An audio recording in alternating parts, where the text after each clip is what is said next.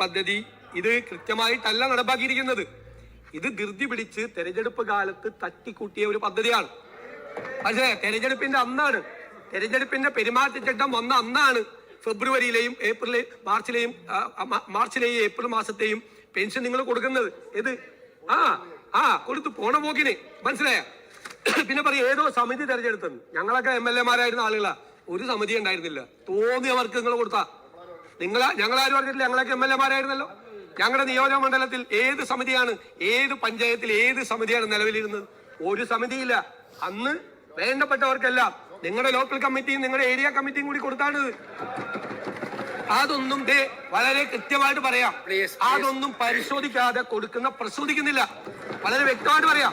പരിശോധിച്ചിട്ട് അതിന്റെ തെറ്റുകളെല്ലാം ഉറപ്പാക്കിയിട്ടേ ഞങ്ങളത് ചെയ്യുള്ളൂ. മനസ്സിലായല്ലോ?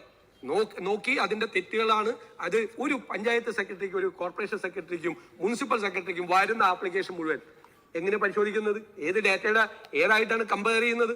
ഒന്നും ഒരു വിധത്തിലുള്ള നടപടിക്രമങ്ങളും നടത്താതെ തെരഞ്ഞെടുപ്പ് മുന്നിൽ കണ്ടുകൊണ്ട് കേരളത്തെ സ്ത്രീകളെ പറ്റിക്കാൻ വേണ്ടി നടത്തിയാണ്.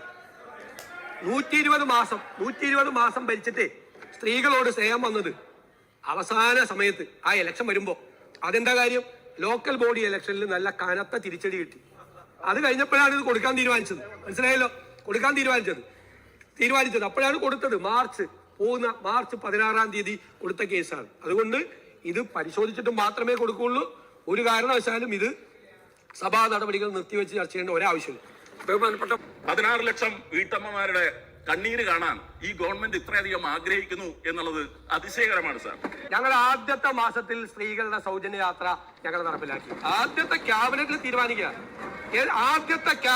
തീരുമാനിച്ച് ഒരു മാസത്തിനുള്ളിൽ സ്ത്രീകൾക്ക് സൗജന്യ യാത്ര നടപ്പാക്കി.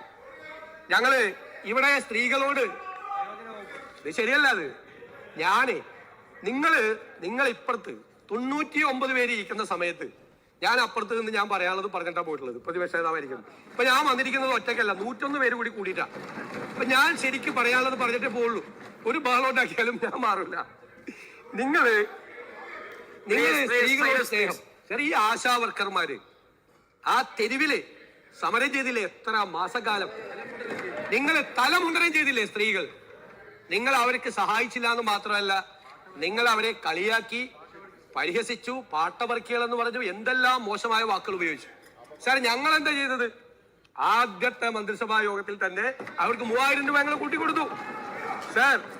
സാർ അത് മാത്രമല്ലല്ലോ, അംഗൻവാടി തൊഴിലാളികൾക്ക് സ്ത്രീകളാണല്ലോ, പാചക തൊഴിലാളികൾ, പ്രീ പ്രൈമറി അധ്യാപകർ എന്നെല്ലാവർക്കും എല്ലാവർക്കും ആദ്യത്തെ ക്യാബിനറ്റിൽ തുക വർദ്ധിപ്പിച്ച് നൽകി. മനസ്സിലായ? ഞങ്ങളാണ് സ്ത്രീപക്ഷം, നിങ്ങളല്ല. നിങ്ങളായിരുന്നില്ല.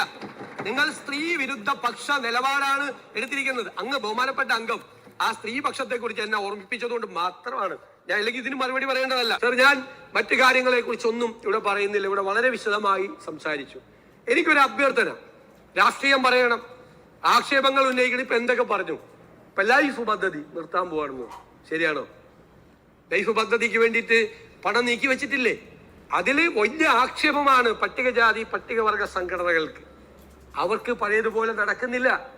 നേരത്തെ ഉണ്ടായിരുന്ന പട്ടികജാതി പട്ടികവർഗ മന്ത്രിമാർക്കും അതേ അഭിപ്രായമായിരുന്നു. അവരോട് ചോദിക്കണം. ഫിഷർമെൻ കമ്മ്യൂണിറ്റിക്ക് അവർക്ക് നേരത്തെ ഉണ്ടാകുന്ന വീടുകൾ ഉണ്ടാകുന്നില്ല. ഈ രണ്ടു കൂട്ടരും നമ്മുടെ സമൂഹത്തിൽ പിന്നോക്കം നിൽക്കുന്ന ആളുകളാണ്. ജനറൽ പ്രോജക്റ്റിൽ അവരെ ഇൻക്ലൂഡ് ചെയ്തപ്പോൾ അവർക്ക് നേരത്തെ കിട്ടുന്ന ആനുകൂല്യങ്ങൾ കിട്ടുന്നില്ല. ഞങ്ങൾ വാക്കുകൊടുത്താണ്, ഞങ്ങൾ അധികാരത്തിൽ വന്നാൽ നിങ്ങൾക്ക് പ്രത്യേകമായ ഭവന നിർമ്മാണ പദ്ധതികൾ ഉണ്ടാവും. അത് ലൈഫിനെ തകർക്കാനൊന്നും അല്ല പോകുന്നത്. എന്റെ കയ്യിൽ ഒരുപാട് ഡോക്യുമെന്റ്സ് ഉണ്ട്, ഞാൻ അതിലേക്കൊന്നും പോകുന്നില്ല. തെറ്റാണ് എന്ന് ചൂണ്ടിക്കാണിക്കേണ്ടത്, തിരുത്തേണ്ടത് പ്രതിപക്ഷമാണ്.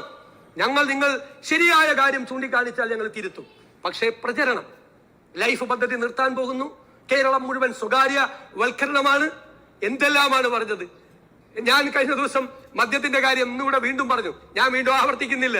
ഞാൻ പഴയ കഥ 2021 തൊട്ടുള്ള ഫയൽ ഇവിടെ വായിച്ചപ്പോ ആരാണ് അതിന് പോയത്? ഇതുപോലൊരു പോക്ക് പോയതാ. ഏത് ഈ മിനറലിന്റെ കാര്യത്തിൽ പോയ പോലത്തെ ഒരു പോക്ക് പോയതാ.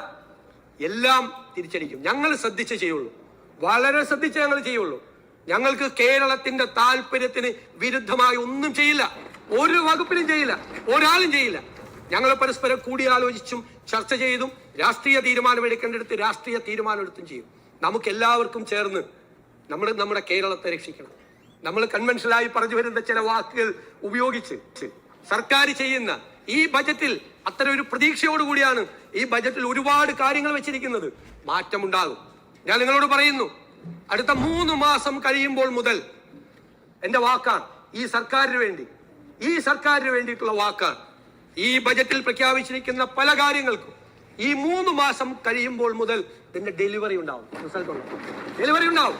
അതിന്റെ പുറകെയാണ് ഈ സഭാ സമ്മേളനം അവസാനിച്ചാൽ ഞങ്ങൾ എല്ലാം മാറ്റിവെച്ച് ഇതിനു വേണ്ടി പൂർണ്ണമായി അർപ്പിച്ച് ഈ പരിപാടികളുമായി മുന്നോട്ട് പോകും. ഓരോ ക്വാർട്ടറും നോക്കിക്കോ, ഓരോ 3 മാസം കഴിയുമ്പോഴും അഭിമാനത്തോടെ നമ്മുടെ നാടിന്, ഞങ്ങൾക്ക് മാത്രമല്ല നമ്മുടെ നാടിന് അഭിമാനിക്കാൻ പറ്റാവുന്ന മാറ്റങ്ങൾ ഈ കേരളത്തിൽ ഉണ്ടാവും. ഞങ്ങൾ കോൺഫിഡന്റാണ്. നിങ്ങൾ കൂടി അത്തരം കാര്യങ്ങളിൽ ഒരു ക്രിയാത്മകമായ ഒരു പോസിറ്റീവായിട്ടുള്ള അപ്രോച്ച് ഉണ്ടാകണം എന്ന് മാത്രം വിനയപൂർവ്വം അഭ്യർത്ഥിച്ചുകൊണ്ട് ഞാൻ ഈ ധനാഭ്യർത്ഥനകൾ പാസാക്കി തരണം എന്ന് അഭ്യർത്ഥിക്കുന്നു. Ring the bell.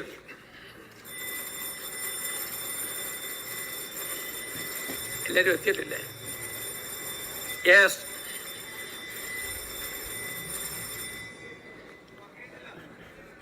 Close the door.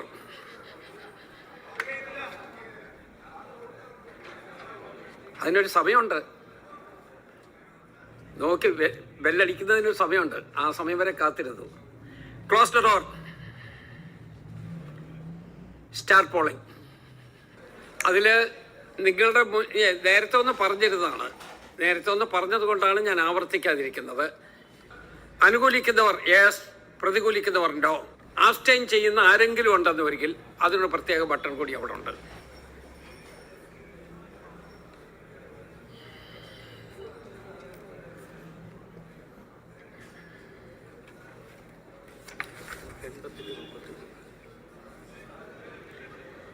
അനുകൂലിക്കുന്നവർ 85, 88, പ്രതികൂലിക്കുന്നവർ 33.